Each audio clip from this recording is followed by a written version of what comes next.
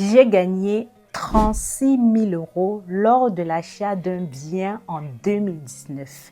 Cette expérience résulte en fait d'une accumulation d'erreurs que j'ai eu à faire lors de mes précédents achats. En fait, j'allais faire des visites et lorsque j'avais un coup de cœur pour un bien et lorsque je me rendais compte que la rentabilité était bonne, je n'osais pas en fait négocier davantage le prix. Et c'est une erreur que je ne souhaite absolument pas que tu commettes. Dans cette vidéo, je vais t'expliquer ma stratégie point par point et je vais t'expliquer en détail ce que tu vas faire avant d'aller visiter un bien, pendant que tu le visites et après avoir visité ton bien pour être sûr que tu négocies au meilleur prix. C'est parti!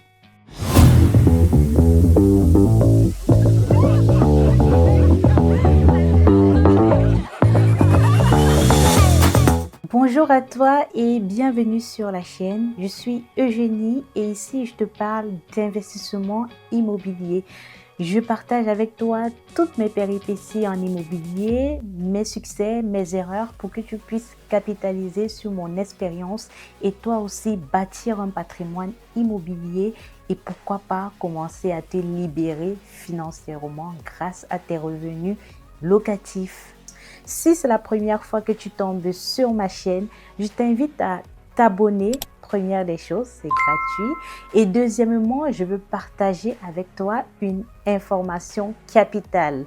Je lance du 16 au 20 décembre un bootcamp Level Up IMO composé de 5 jours de formation gratuite où tu pourras bénéficier chaque jour de mes stratégies pour investir dans l'immobilier. Je vais travailler avec toi sur ta vision, je vais travailler avec toi sur comment tu dois te préparer pour ton investissement, aussi bien une préparation financière que stratégique. Je vais travailler avec toi pour t'expliquer comment est-ce que tu pourras trouver des biens rentables et je vais également travailler avec toi sur l'optimisation de ta gestion locative pour être sûr que tout se passe bien de A à Z dans ton projet immobilier.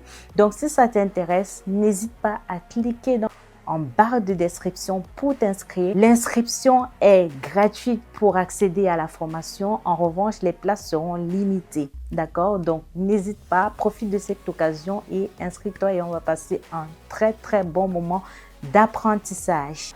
Avant de te parler des différentes stratégies que tu dois mettre en place lorsque tu veux négocier le prix de ton bien immobilier, il faut déjà que tu saches qu'en général, lorsque tu trouves une annonce en ligne ou alors lorsque tu veux visiter un bien et que tu as en face de toi un agent immobilier ou même un vendeur, le prix que la personne va t'annoncer, c'est un prix négociable. C'est qui sait à l'avance qu'il peut avoir des marges en fait de négociation. Et ça, au début, je ne l'avais pas forcément compris. Donc, c'est important que tu prennes cette information en compte avant d'aller faire la visite ou le choix de tes biens. Ceci étant dit, passons directement à la première chose que tu dois faire.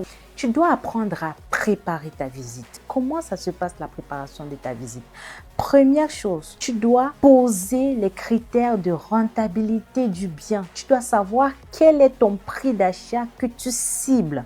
Et pour savoir quel est le prix d'achat max que tu vas cibler, tu vas devoir te servir de tes calculs de rentabilité. Tu dois savoir quel cash flow tu recherches, tu dois savoir combien le bien doit te rapporter, tu dois savoir quelle plus-value tu peux faire avec le bien. Je le dis toujours, ton bien doit être acheté en dessous du prix du marché pour pouvoir être rentable au maximum. Au-delà du cash flow, il faut que tu apprennes à faire de bonnes affaires.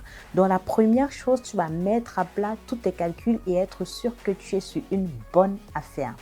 Une fois que tu as fait ça, la deuxième chose que tu vas faire, c'est de préparer ta liste de questions pour ta visite. Pourquoi est-ce que c'est important? Ta liste de questions va en fait te donner toutes les informations dont tu as besoin pour négocier le prix de ton bien. Tu dois savoir pourquoi est-ce que le vendeur y vend.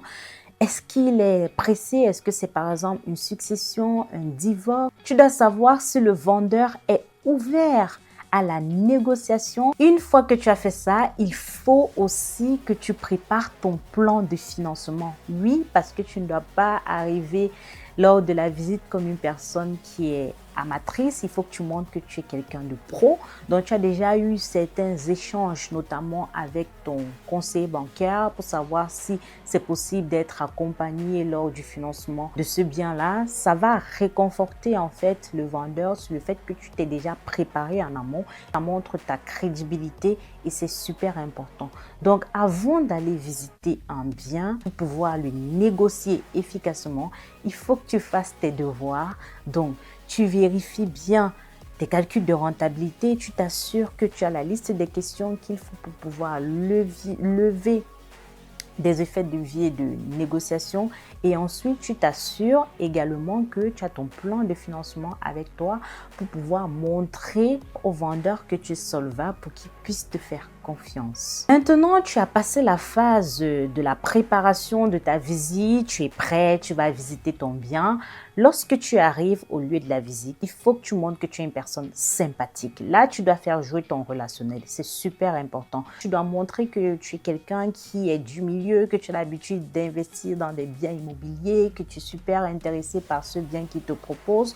Tu dois t'assurer que les photos ou alors ce qu'on t'a présenté du bien est conforme avec l'annonce que tu as vue. Également, il faut que tu te positionnes comme un vrai investisseur. Et c'est ici que tout se joue. Tu dois savoir relever aussi bien les défauts, d'accord, que les atouts du bien. Je vais un peu insister sur les défauts. Tu dois montrer au vendeur qu'il y a pas mal de choses à rénover. Ça peut être l'électricité qui n'est pas aux normes. Ça peut être des problèmes avec le DPE, notamment tu connais les réformes fiscales qui sont liées, qui arrivent en 2025. Donc ce sont de vrais leviers de négociation. Être attentif au niveau des bruits. Si par exemple il y a des bruits autour de l'appartement, ce sont des informations qui permettent de négocier le prix des biens parce que il faut que l'endroit soit calme, soit paisible pour que tes locataires puissent être à l'aise. D'accord?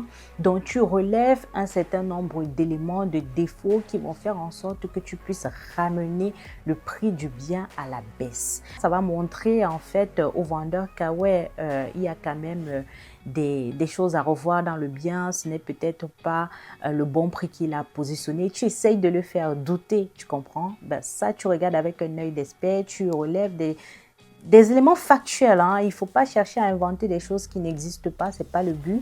Tu relèves des éléments factuels qui montrent que tu as besoin de dépenser peut-être beaucoup plus que ce qu'il a en tête. Une chose que je fais souvent, c'est que je travaille aussi avec des entrepreneurs, des personnes qui font des rénovations. Donc parfois, je les ramène avec moi lors de mes visites. Et arrivé là-bas, ils m'aident justement à détecter des points à travailler, des rénovations à faire. Et ça aide beaucoup aussi pour la négociation du prix du bien. Donc si tu peux, idéalement tu le fais.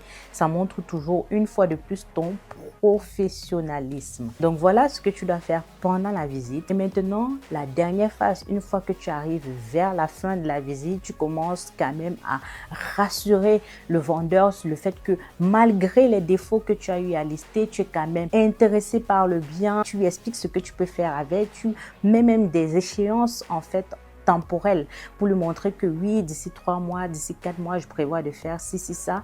Comme ça, il arrive vraiment à se projeter avec toi. D'accord? C'est super, super, super important. Ne propose pas tout de suite un prix. Envoie ta proposition ou ton offre. Si tu souhaites faire une offre, envoie cette offre-là par mail.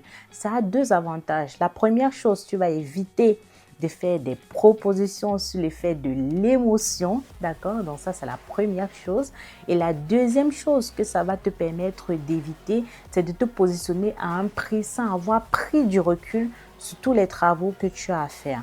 Et aussi, ça met un petit laps de temps pour donner au vendeur le temps de réfléchir et de voir que tu es vraiment quelqu'un de sérieux. Tu fais un mail hyper propre où tu expliques tous les avantages du bien, hyper propre où tu expliques tous les défauts qui font en sorte que tu es obligé de ramener le prix à la baisse. Et à ce moment-là, moi, je négocie entre 20 et 30% du prix qui est affiché.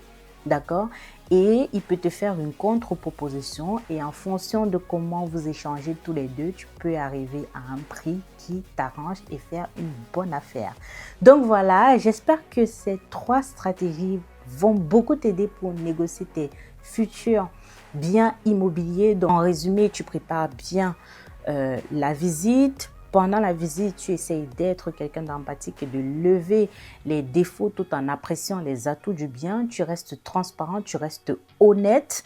Et la troisième des choses, tu ne joues pas sur l'émotion, tu te poses, tu fais bien tes calculs et tu montres aussi au vendeur que tu es quelqu'un de crédible grâce à ton plan de financement. Tu le rassures, tu montres que tu es vraiment intéressé avant de quitter la visite et ensuite tu fais ton offre, mais tu ne fais pas l'offre dans l'émotion, tu mets tous les critères, aussi bien les atouts que les défauts que tu as identifiés et tu te positionnes à un prix qui pour toi semble juste, correct et surtout avantageux pour ta rentabilité. Donc voilà, j'espère que cette vidéo t'a plu. Si c'est le cas, dis-moi en commentaire si tu l'as apprécié, si tu vas appliquer cette stratégie-là, si tu en avais déjà entendu parler.